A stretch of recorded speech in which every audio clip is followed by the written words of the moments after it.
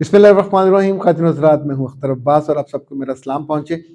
पिछले कई दिनों से शादी के अच्छे खूबसूरत बंधन पे बातें हो रही थी और ख़ास तौर पे पब्लिक न्यूज़ वालों ने तो अपने सुबह मॉर्निंग शो का मौजू भी वही रखा।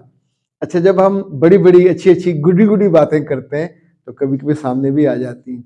हुआ ये कि अचानक मेरी अहलिया को पेट में दर्द होना शुरू हुआ और हुआ भी रात को कुछ 2 बजे करीब। अब सोचिए, बच्चे सो रहे हैं, मैं भी सो रहा हूँ और उसकी वो जो पेन से कराहने की आवाज़ से मेरी आंख खुली तो फौरन उसके पास गया, उसको अटेंड किया। अब ये वक्त होता है, या तो अगर आपके दिल में अपने स्पाउस की मोहब्बत है तो केयर भी होगी, वरना ये आराम का वक्त है। बच्चे दूसरे मुंह करके सो जाएंगे, आप भी सो जाओगे। अब अगला बंदा कराहता रहेगा तो ताल्लुक कहाँ पे एग्जिस्ट करता है। उस वक्त 2 घंटे तकरीबन हमने बर्दाश्त किया, लेकिन वो दर्द बहुत ज़्यादा था। तो रात को 4 बजे मैंने गाड़ी निकाली, अपने ड्राइवर को नहीं उठाया, वो भी सोया हुआ था अपने कमरे में, तो मैंने उसको नहीं उठाया। और जब हम घर से बाहर निकले तो इतनी फॉग थी कि 1 फुट से आगे भी दिखाई नहीं दे रहा था। तो वहां से हॉस्पिटल जाने में जो वक्त था, आप सोचें खुद मुझ पे क्या बीत रही थी। पीछे अहलिया बैठी थी, उनके ऊपर कंबल दिया हुआ था और बेचारी वो दर्द से यानी करा रही थी, उसकी बर्दाश्त से बाहर था। हालांकि वो बहुत सब्र वाली है। और जब हम हॉस्पिटल पहुंचे तो हम उस वक्त वहाँ वाहिद पेशेंट थे, खैर इसलिए फटाफट अटेंड हो गए और डॉक्टर ने उनको पेन किलर दे दिया, साथ उनको ड्रिप लगा दी। तो 2 घंटे वो सुकून से सोई, उनको घर ले आए। अच्छा, इस दौरान जो सबसे बुरा हुआ वो ये कि डॉक्टर्स ने आके उनको मुआयना नहीं किया। यानी जो रिसेप्शन पे खातून ने डिटेल्स दी, पेन हो रही है, उसने पूरा डाटा वाटा किया और घर आके पेन दोबारा शुरू हो गई। तो हम फिर कुछ घंटों के बाद फिर वो इतनी ज़्यादा थी, दोबारा गए। अच्छा, अब दोबारा भी सेम हुआ कि 2 घंटे उन्होंने रखा, पेन किलर दिया, वो उसमें थोड़ा आराम हुआ और फिर हम दोबारा आ गए। तो शाम को तीसरी मर्तबा, अब तीनों दफा वहां 3 अलग अलग डॉक्टर्स थे, डॉक्टरनियां थी।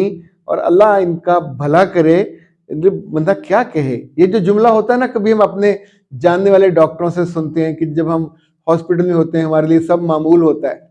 तो अल्लाह के बंदो, ये मामूल नहीं होना चाहिए। वहां आपस में खुशगपियां कर रहे हो, बातें कर रहे हो, नर्सों को छेड़ रहे हो, जो पेशेंट है उसकी जान पे बनी होती है। और वहां कुर्सी से उठ के आना, इससे तो सरकारी हॉस्पिटल बहुत अच्छे हैं। कम से कम जो भी ड्यूटी डॉक्टर हो, एमओ हो, वो आके देखते हैं, उसकी कहते हैं हिस्ट्री लेना, पूरी हिस्ट्री लेते हैं, फिर हल्का फुल्का चेक करते हैं और अपनी असेसमेंट देते हैं।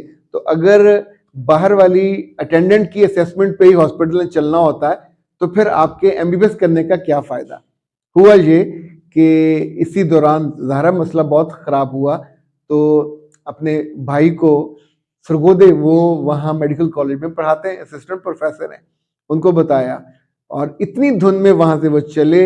सुबह सुबह हम उस वक्त फिर हॉस्पिटल जा रहे थे पेन किलर लगवाने के लिए, तो उन्होंने हमें रास्ते में रोका, चेक किया और उन्होंने कहा फ़ौरन हॉस्पिटल एडमिट होइए, ये तो मसला ख़राब है। और फिर हम एडमिट हुए। पता चला कि पहली फुर्सत में ऑपरेशन होगा। तो लाहौर के सबसे अच्छे हॉस्पिटल में सर्वी मेड में हम पे गए और ऑपरेशन हुआ। तो डॉक्टर साहब ने बताया कि अपेंडिक्स अंदर फट चुका है और उसका जो जहर है वो फैल चुका है। आप सोचिए उस लम्हे खुद मेरा क्या हाल होगा। मैं उस कमरे में अकेला था और मुझे अपनी बीवी के साथ गुजारा हुआ वक्त और एक एक छोटी छोटी बात याद आ रही थी। शायद आपके लिए इसका कोई माना ना हो, पर मेरे लिए तो उस लम्हे बहुत हर चीज़ के माने बदल रहे थे। मुझे अपने छोटे छोटे बच्चे याद आ रहे थे कि इनको कौन पालेगा। मेरी ज़िंदगी में इतनी एहतियात और ख्याल और केयर की। लाइक घर में मेरे कपड़ों के लिए वॉशिंग मशीन अलग है, उसमें दूसरे के कपड़े नहीं डलते। मेरे कपड़ों को अलग वॉश किया जाता है, बच्चों के और घर के चादरें, और वो अलग वॉश होती हैं। अब इस लेवल तक जहाँ आपको एहतियात, ये एहतियात मोहब्बत के साथ मिलती है।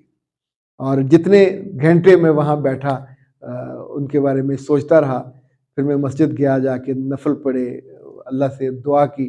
फिर मैंने एक पोस्ट लिखी और पोस्ट भी जब हम जा रहे थे ऑपरेशन थिएटर में तो मेरी अहलिया ने मुड़ के मेरी तरफ देखा और कहा कि आपके इतने दोस्त हैं, कुछ से कहे ना मेरे लिए भी दुआ करें।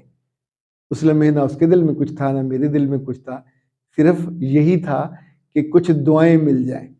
और मैंने वो पोस्ट लिखी और उसके बाद मेरे रब ने करम किया। डॉक्टर सर्जन का ये कहना था इट वॉज ए मिरेकल, यानी जितनी हालत ख़राब हो चुकी थी, शायद ये उन मेरे मोहब्बत करने वाले दोस्तों, अजीज़ों, प्यारों, उनकी दुआएं थी, दुआओं की फिर लाइनें लग गई।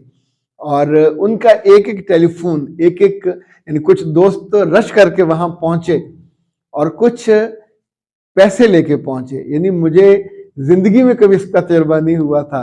हमारे एक बहुत ही प्यारे दोस्त हैं, बहुत सालों से उनका ताल्लुक है, कभी लेन देन का कोई मामला हुआ नहीं, पर वो मेरे पास बैठे और उनकी आंखों में नमी थी और उन्होंने 1 लाख रुपया निकाला और कहा कि ये मैं आपके लिए लेके आया हूँ, यहाँ मुश्किल हो जाती है।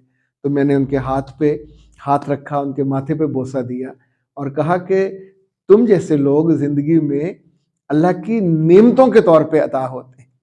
एक और दोस्त थे जो मेरे बहुत प्यारे दोस्त हैं अब तो, पहले वो क्लाइंट थे, शागिर्द थे, और उन्होंने मैसेज किया कि मैंने आपके अकाउंट में पैसे भेज दिए।